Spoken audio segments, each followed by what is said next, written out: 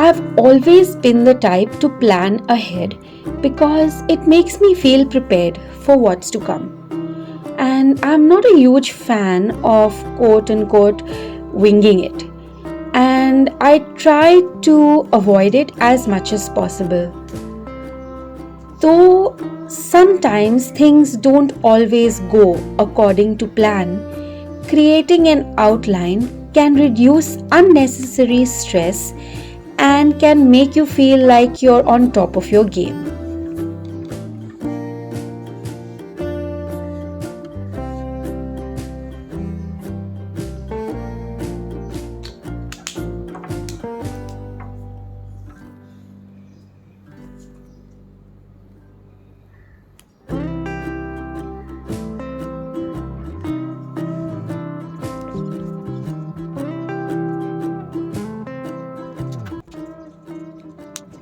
So now I am someone who feels very anxious and stressed if I am not prepared.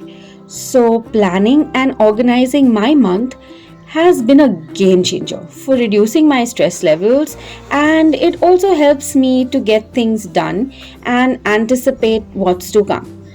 Now, maybe you're wondering, why should I plan my month ahead of time? And yes, it's not totally necessary, but you'll feel like you have your life together if you do plan it. So, today I just want to share with you how I plan my month and how I've organized my month.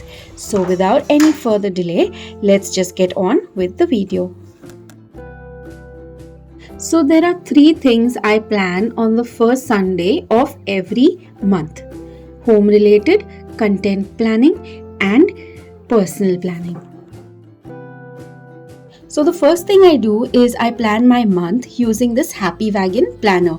I initially used to use just a notebook, but I got so inspired by the Happy Wagon review by Isha, who is another YouTuber, and the video was so good that I decided to just invest in this planner. I will leave her channel link in the description box below. Do check it out if you like. So in the month section in this planner, I have made three headings: projects, salaries and utilities, and top priorities. Under projects, I have written three main projects that I need to do for the house, like any decluttering. Like this time I have to remove the decorations, declutter a wardrobe, etc. I don't like to go beyond three projects to avoid the feeling of being overwhelmed. Under salaries and utilities, I've written the bills that need to be paid, the salaries that need to be given to the house help, and under top priorities, I've written certain important things that need to be done this month only, and that is my baking my husband's birthday cake, certain purchases that need to be done, helping my son with his big book report, etc. Then I go to the weekly section. Now I use this weekly section on weekly basis. This time I have just planned the first week of January. I have written down everything that needs to be done on each day, and after that I just go through the month section and then pick out a certain project that needs to be done on a particular day and then write it down. After it's written, I then check it out from the months list. That way I know it's going to be dealt with, and also it gives you this great feeling of satisfaction checking out things from a list. So here on Sunday I need to pay my house help, so I have written it on the first and I've checked it out from the salaries and utilities list, and I do the same thing on the other days as well.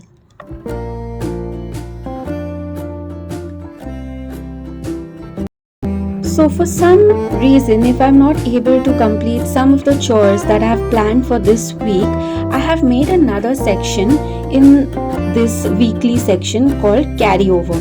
In this carryover section, I'm going to write down anything that needs to be done in the following week, and whenever I make the next weekly plan, I make sure that these particular things or chores are given the first priority. Now after the month and the week is all set up, I then use this simple notebook to plan my daily chores. I use the time blocking method to plan my chores daily. I have another video on time blocking. You can always check it out. I'll leave the link in the description box below. Now here in my daily planner for 2022, I have written down on the first 3 pages my daily, weekly and my monthly chore list for each room in my house. So using time blocking, I am now going to plan my daily schedule. Time blocking is basically creating time slots for a certain number of chores.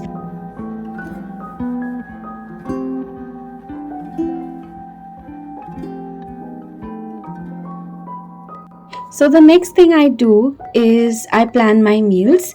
So I've now recently started using my home management binder, which I have different sections. I'll be sharing a detailed video on this the coming Tuesday.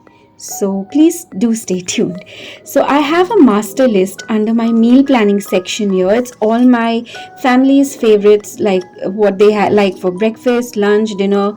So I have segregated it and made a master list, and I plan my meals using a magnetic sticker that I keep on my refrigerator.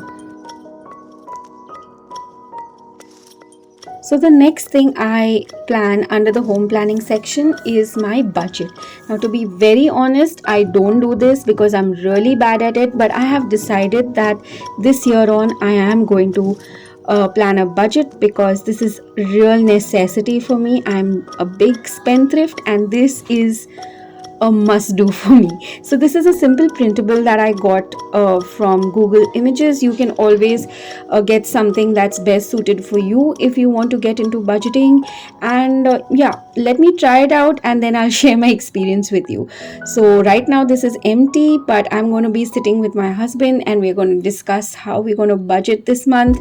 And yes, I'll be placing it in this binder. So that's the last bit of my home planning section for the month.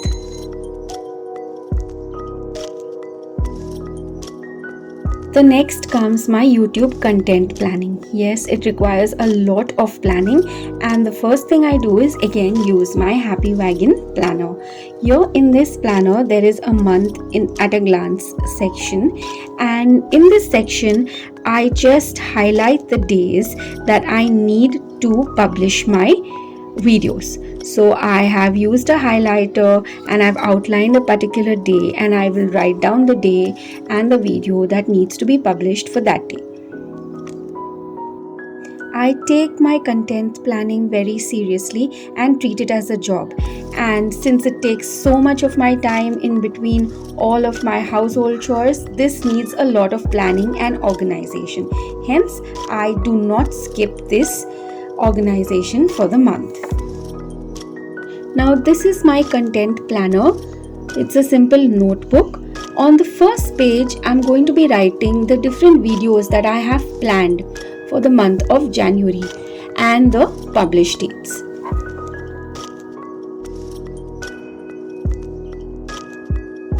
On the second page, I'm going to write down all the details for the first video. The heading would be the video name, the published date. The second heading is the description that I plan to write in the description box. Then the tags that I'm going to use, the music track that I'm going to use along with the credits for the musician. And since there's a lot that goes into planning a video, I also like to keep a checkbox or a checklist rather, so that I don't miss out on any of the steps, like basically research and planning of the video, then the shooting of the video, editing, making the thumbnail, voice over, then uploading it on social media, uploading it on YouTube, and then replying to comments. So each time I've done a particular thing, I just check it off from the list. Like this, I am up to date and I know that everything's been done. So this sums up my content planning for the month. So the next section that I plan for the month is my personal planning. In a simple notebook, I use this format that I have written, and the heading is out with the old, in with the new. And in the former, I write down the month that has passed by, and in the latter, I write the next month that follows. Now here are a few sections that I like to fill, things that I'm grateful for, favorite memories of the last month, hard lessons I learned the last month, things that I was proud of for the last month, and year for the future, things that will make me happy, the things I want to improve and make most of. So when I write them down, I kind of feel really nice, because to put my thoughts down on paper is something that I really love to do. Now, in the next page, I'm just starting up with something new, and it's called a goal planner. And I've used these printables that I found on Google Images. I've taken out 12 copies, one for each month of the year. So in this goal setting worksheet, I want to achieve a few goals that I plan for each month. At least I'm planning and I'm aiming at only one goal or two goals at the most a month, namely my health, because it's really not doing too good. And yeah, I'm just hoping to follow this every month. The next printable is a habit tracker. Again, I have taken 12 copies, one for each month. I'm going to write down the habits and then check it if I follow it for every day that passes. And they say it takes 21 days to form a habit. So I'm hoping that this helps and I form good habits this year. And I'm just going to take it month by month, day by day. I don't want to look at far beyond a month, because I don't know what's in store. And next is my personal planning, notes to myself. It's a personal section, notes to myself, where I write down my gratitudes daily. On daily basis, I write down gratitudes and affirmations which I really like, certain Bible verses that I love. I write them down in this personal notes to myself section. So when this gets over, then the next month follows. I do the format again, and it will go on for the next 12 months. So that completes my personal planning and also my planning for the entire month. So I hope this video has given you a few ideas if you are interested in doing a few DIY planners. And yes, and do try it out. I'm sure you're going to find it really therapeutic and helpful. So I'll see you on Tuesday with my home management binder video. I hope you'll join in for that. Happy New Year, guys. Have a lovely time, but please do stay safe. Have a lovely weekend. Bye bye.